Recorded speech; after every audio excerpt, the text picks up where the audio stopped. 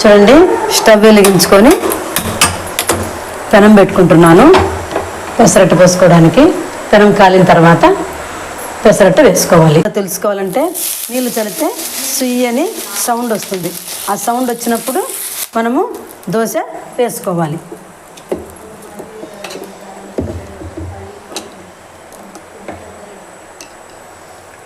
ఒక్క గరిటె వేసుకుంటే సరిపోతుంది.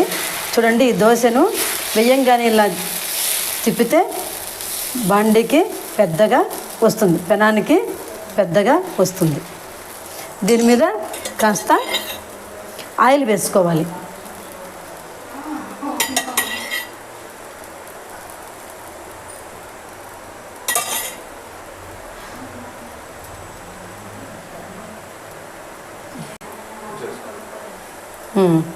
చూడండి, కొంచెము బాగా కాలంగానే ఇలా అంటే వచ్చేస్తుంది. కాలకపోతే ఇలా అన్నా కూడా రాదు. అందుకని కాసేపు బాగా కాలనీయాలి. ఇప్పుడు కొంచెం కాలిన తర్వాత మనము ఈ దోశ పైన ఉల్లిపాయ ముక్కలు వేసుకోవాలి.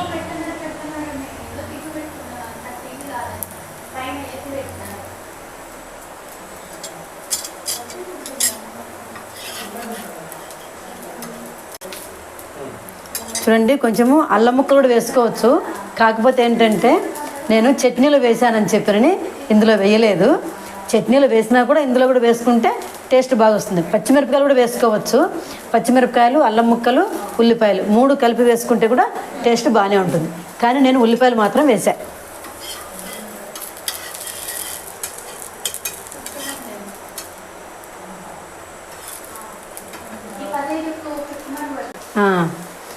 నాన్న వంశులు రామ్మ, పెసరట్టు రెడీ అయిపోయింది, తిందురా నాన్న.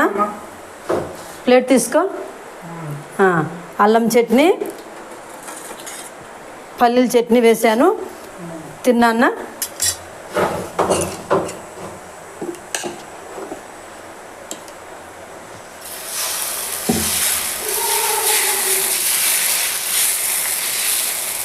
చాలా బాగుందండి, చూడటానికి బాగుంది, చాలా బాగుంది. తిన్నా టేస్ట్ చూద్దాం.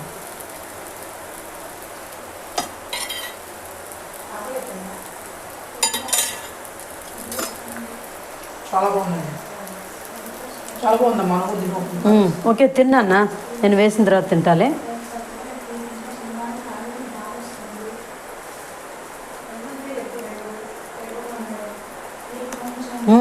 చాలా బాగుందమ్మా.